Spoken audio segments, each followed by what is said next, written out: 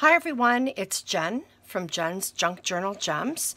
I just thought I would show you quickly some of the things that I do to make my tags and pockets. As I mentioned in a previous video on how to make and create your signatures, I told you that most of the things that I use are downloaded pictures from Pinterest, or most of them actually are from Etsy. You can buy digital kits for whatever theme that you're after. Most of them are for less than $5, and you download the files onto your computer, and then from there you can print them. So I think I got most of these, I think, from the Old Design Shop. They are an incredible resource for imagery. So I downloaded this, and what I'm going to do is, you can see actually, you can use it for a page. There is a very faint outline of beige there on top of this white paper, but I'm not going to use it for a page. What I'm going to do is I'm going to rip around the image, and then I'm going to use my Tim Holtz Distress Inks and ink around all the edges, and then put it on a piece of paper inside my signature. Here I have these images. Now I am working on a vintage nature junk journal, so that's why a lot of the things here you're going to see animals and woodlands and stuff like that. This I cut out already. This is a second print. I've cut out, and I've attached a piece of watercolor paper to the back. I find that watercolor paper is an excellent it's just the right thickness, actually. For a lot of handling, you're going to be putting them in and out of the pocket, so you don't want it too thick. So that's one of the tags that I've already made. So I've got these images here. I've cut out the bunny, and what I'm going to do is I'm going to make that into a pocket. So I'm going to, I don't know which page yet, but just for an example, I'm going to attach it. I'll put glue around the three edges there, and that will be a perfect pocket. So I've got that. I've been doing lots of printing today. I've got these, perfect for tags. Those images there. And I've got these images here. I don't know, I may make a side pocket out of one of these, I'm not sure, but as you can see, I've just printed them out, and I'll let my creative juices flow. And lastly, I've got this from Jibid Neary, J-I-B-I-D, Jibid Neary. She's got some downloadables on her webpage and her Etsy shop. So what I'm going to do is I'm going to cut around here. I'll score these edges here, and I don't know whether or not I'm going to keep them open or make it into an envelope with a top flap. And it also comes with a tag as well. So what I've done is I've printed this on just some plain cardstock that I picked up from Michael's. Okay, so I just thought I'd show you those images, and perhaps in the next segment, if I choose to make this video a little bit longer, I'll show you, you know, just some of the things that I'm working on, but I think that one might be a pocket as well, I'm not sure. Lots of great images, and I'm really happy with the downloads that I have here. So anyhow, till next time, bye-bye.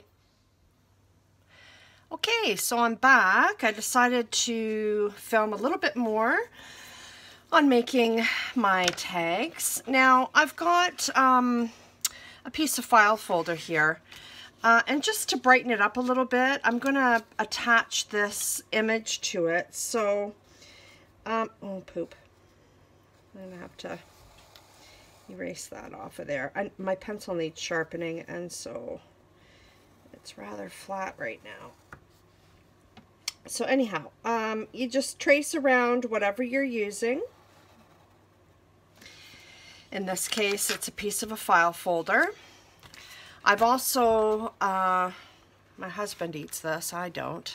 I think it's gross, but anyway, I've got this as well. So what I'm going to do is, for this image here, I'm going to do a little bit more tracing. Oops.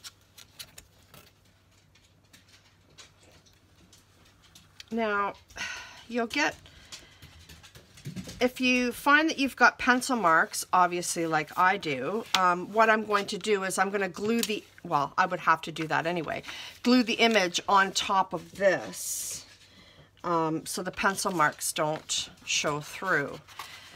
If I were to trace this, I mean, it wouldn't make sense anyway, really, but anyhow, oh, my dog is like, the dog who never plays with toys is up here playing with a toy. Can you believe it? While I'm filming.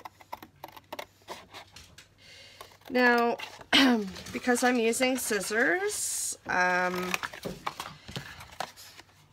it might, and because I'm tracing as well, it might not be a perfect fit to the image that you want to attach it to. 9 times out of 10, it'll be a little bit bigger because of the pencil mark. So, yeah, in this case, yeah, it's bigger. And that's okay, because what I'm going to do is I'm going to glue the image on and then I'll trace around it. So it's not a big deal. Now, if you've looked at any of my other videos, you'll know that I have a love-hate relationship with glue. So I've actually gone and bought this. It's like a tape, two-sided tape kind of thing. And that way I'm not going to get glue oozing out. Like, I just make a total mess. I don't know, guys, if you guys do, but the only thing is I find with this, oh, see, and it's a little bit crooked. Darn it. I made another tag and it was a little bit crooked like that, and I went to lift it up, and this glue runner is very unforgiving. Once it's down, it's down. That's the only downfall to using this kind of thing. Stella, good Lord, hear her hacking. Yeah, it's the only downfall to using that. When you use glue, you can kind of shimmy it around a little bit while it's still a little bit wet. With this particular glue, it is massively sticky and there's no going back. Once you lay it down, there's no way. In fact, I'll show you the tag that I made earlier. Oh, for crying out loud. This is the tag I made earlier, and you can see, I mean, I knew it was going to overlap, but it overlapped a lot, and it was actually crooked, and I tried to straighten it. I tried to lift it. Now, I don't know if you can see that, but there's kind of crinkles there. That's where I've tried to peel it back and readjust, and it just doesn't do it. So just be really careful when you're using this product in particular, unless there's another product out there that somebody wants to recommend to me. This I'm just going to trim a little bit because the cardboard box, it was at a bend in the cardboard box and I didn't like the way it looked. So yeah, so a lot of this overlap is now trimmed. Yeah, see what I mean? Everything sticks.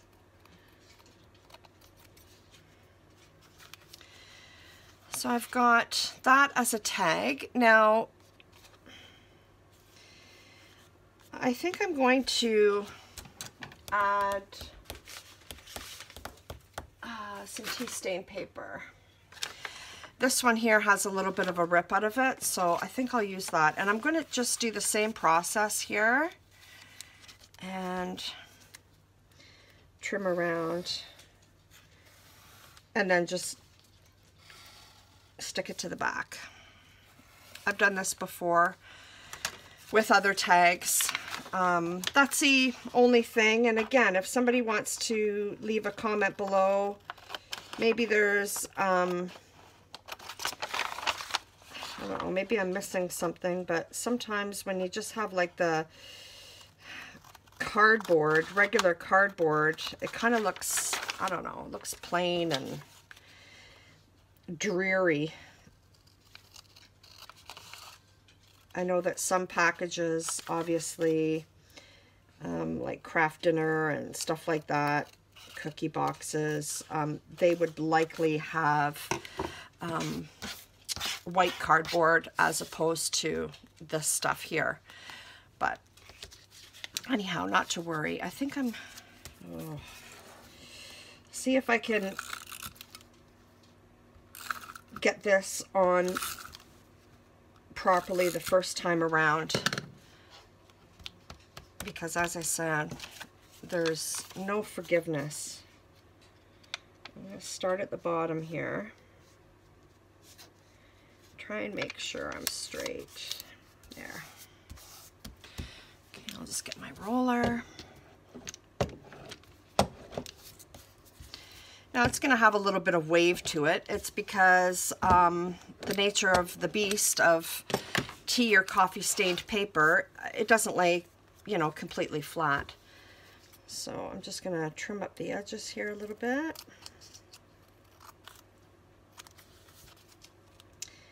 And then I'm going to use my Tim Holtz inks there and do a little bit of edging around, because this is a vintage junk journal, and so I like the effect. I do have walnut as well. Walnut is a little bit darker. No, I think I'm just going to do the vintage photo. That works for me. So you just ink up the sides here. Now I'm certainly not the first, nor will I be the last, to use the Tim Holtz Distress Inks. They are almost a mandatory supply when you're doing junk journals, and especially if you're doing vintage look junk journals. It just makes the edges look a little bit aged, and it also complements the tea stained paper that I've done. You can just smooth it around like that. Alright, just want to make sure I'm in frame here. Okay, so I'm going to do the same thing with the, I mean, you don't need to see me cutting and pasting. That would make for a very boring video, but I just thought I would give you a quick example of how I do some of my tags. I'll be doing the same thing here, and it'll be a bright yellow, so I'll ink around and make it look a little bit distressed, and yeah, there you go. Alright guys, there's a couple of tags that I've done, and I'll see you next video. Take care. Bye-bye.